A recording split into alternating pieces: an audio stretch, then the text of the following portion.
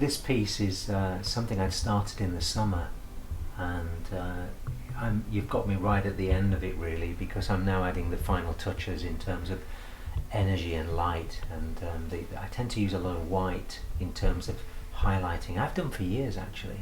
That's something I've always done. It's something I try and build into the end in terms of detail, and there's still things to do on it. But this painting is connected to another project I've been working on. But if you were to imagine the last thing I've just been talking about, where you've got the placing of the stone, this painting is that figure turning round to face you, but actually the figure's not facing you. The figure is half man, half woman, androgynous in the end, and one side and the other side are united, and they are basically starting to see a brand new world, a new reality. So they're projecting a golden earth here at the heart chakra, and the energy that's coming in to the pineal gland that's been activated since the stone was put back in the tree. So what I tend to use is I use stay wet palettes, with acrylic, and I'm just in the final touches, like I say, of just really putting detail into the final stages. You'll have to come back and film me the painting at the beginning, so you got the beginning and the end, because this is the end of this one, more or less, just right at the end anyway. And I have my friend with me here. I have the Archon and the Wookiee, Chewbacca. He's more of a friend than him, but I just have him here to remind me that they have a big influence over what we see and don't see in that way. Photographs of trips and places most of these are my own photographs actually. It's funny, this photograph here I took on a plane flying over the States many years ago, and it's actually a place in New Mexico called Shiprock, and I didn't know what I was taking a photograph of, and then several years later I went back and I got the privilege of actually standing right next to it. It's a volcanic plume, and there's a story behind that to do with the Native American Indian stuff, so but I won't bore you with that right now while I finish what I'm doing.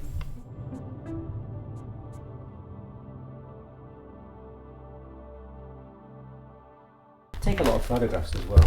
Oh, talking about being around standing stones and seeing faces within things. When I was in Peru in 2012, which was a privilege to go with the people that I went with, I really couldn't help but notice that the actual land for me was animated. It had lots of what I would say are faces in clouds, faces in rocks, faces in trees, and what we're doing when we see that is we're seeing the next level of what I would say is the grid, the matrix. We're moving out of this reality into that infinite potential where entities and other creatures have the ability to shapeshift and move into different forms.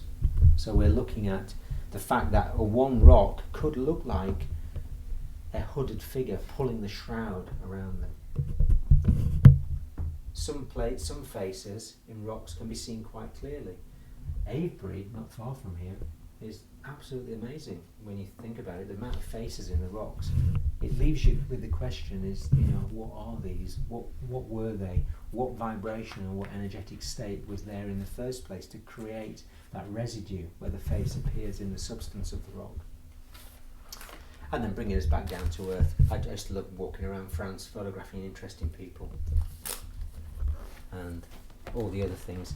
Actually, one drawing in here, so I'm flipping through it, is that you get into looking at creatures on Gothic art and all the rest of it, and I just started getting silly with this, but I started trying to imagine what Van Gogh would look like on another reality.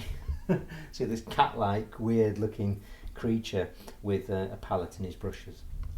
Like I say, testing the imagination and playing around with things is also something that I like to do. Pencil as well as inks. I use a lot of inks. And this one here, featured in a book years ago. I think it was one of David's books, but it's the idea of the reflection facing the true person, and the person, the true form is trying to change the reflection. Things will come in the mirror. And I like the soft use of colours, trying to make it look like the kind of murals you find in Gothic art, that kind of effect.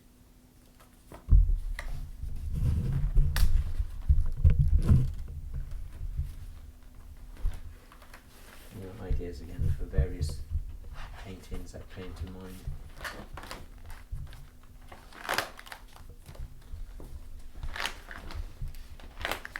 Oh, there you go. Yeah, sketches of things that that would be entities. Other visions of reality. Creatures, character design. I love teaching character design. I love the idea of using what would be in effect nature and other things to be able to create a so-called entity. Actually, I was involved in a book years ago called The Alien Chronicles, and some of those were slides from that. And then we get into the end of that one. That's a very old sketchbook. There's other sketchbooks I could show you. Sketches I go out in the woods and sketch. Oh, this is an interesting one. Is that Harry Potter? Back in I think it was 1999, 2000. I read the book before the films came out, and I was reading the book on holiday, and I tried to kind of imagine, based on the text, which is what I trained originally as, was a book illustrator. I tried to imagine what Harry Potter looked like based on the text, is what we do as book illustrators. And these were the sketches I made that summer in 1999. This is way before the movie came out. So you have Potter there, you have Draco Malfoy here, and Dumbledore and Snape. Funnily enough, I thought I did quite a good rendition of Professor Snape before the movie came out.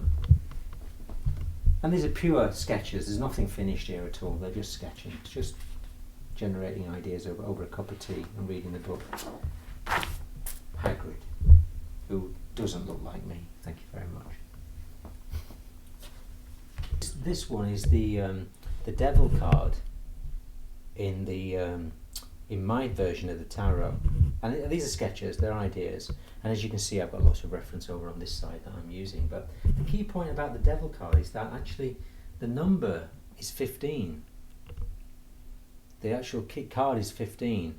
And the devil card, 1 and 5 equals 6, of course. But I've chosen the European Union as a symbol of the devil card, and how whatever is actually working through this way is creating divide and rule. And we have classic example of all this going on, especially now, especially this year, where seems to have been a lot of movement in Europe, migration, and then we've had all the horrendous things that have happened in Paris since the beginning of this year, 2015.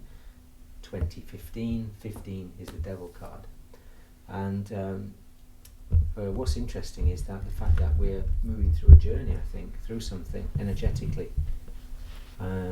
It's crucial, really, I think. But symbolically, I portrayed the European Union, in my view, on one level, symbolically, as being a lie to the people.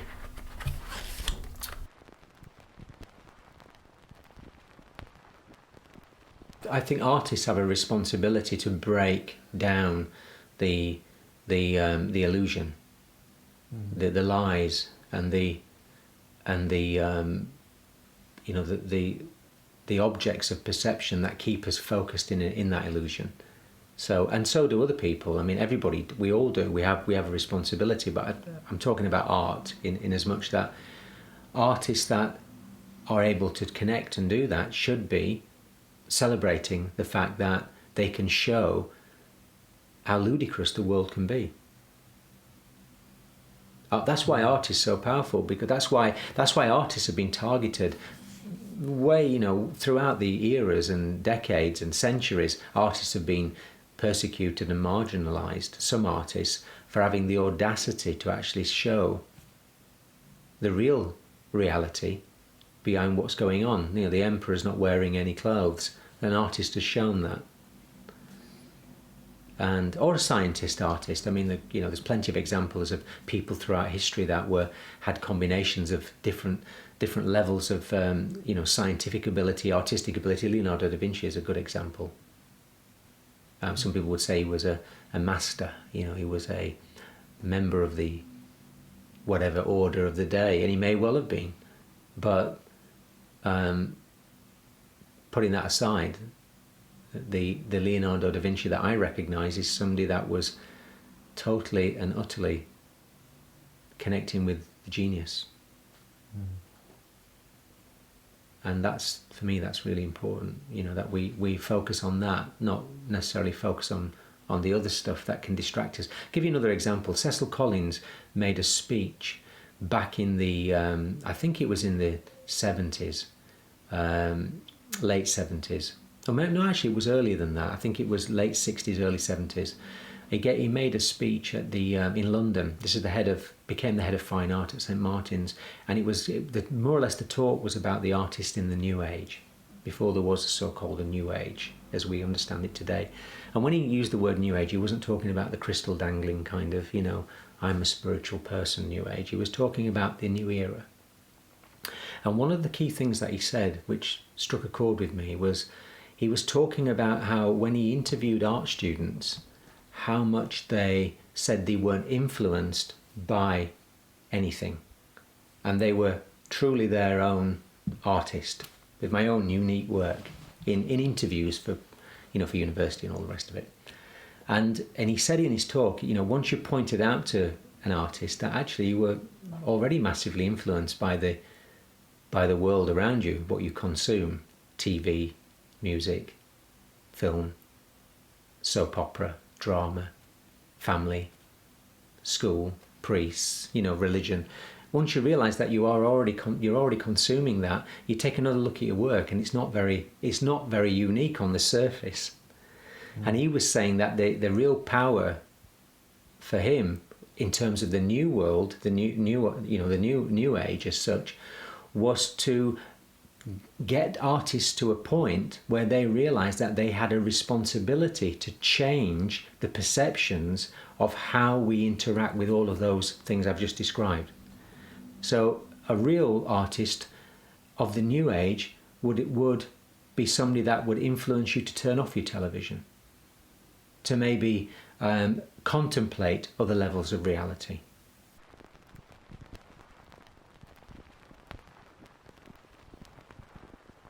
It's not that something is I understand what that means when you say something's coming back.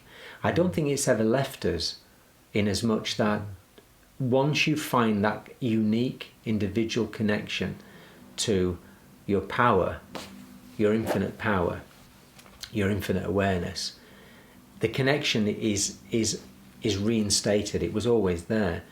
I've painted a lot of lions in the last 5 years. You know, some of them, one was very well known on the cover of David Icke's book. But the lion is something quite important as far as a symbol.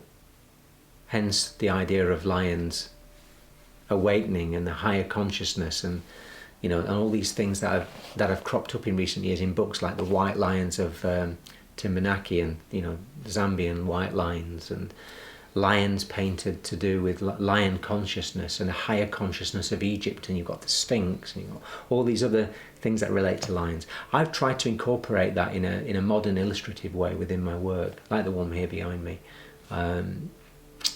and that for me is the reconnection that you have just hinted at. That's the recognition that we are not what we think we are, and we are existing above and beyond this very, very kind of illusionary, three-dimensional perception of reality and what we think we are. The lions are symbolic of something much greater. I've had dreams of lions, lion entities, as bright as that painting in yellow, and they were so big, the entities. There was one particular dream of several lions, large lions. In fact, I put them in this new book, Moonslayer. They were asleep in what would look like a wormhole, and they were being woken by another lion, of some kind of smaller lion. They were being woken. They were waking. There was an energy waking. On another level of reality, this can be perceived, in my view, with my art, as these giant lions awakening from in another parallel reality, with all that separates us and them is a wormhole. However, in our Earth-like reality, flat or otherwise, we have people awakening. So, is that married and mirrored with the lions awakening in a parallel reality? Are lions awakening in a parallel reality because humans are awakening? And as the pace gets quicker, and as the vibrations come in, as we become more aware of the truth, and what the truth really is, in terms of our plight, art has always been a vehicle for expressing that truth. So, does it mean those lions don't exist in that parallel reality?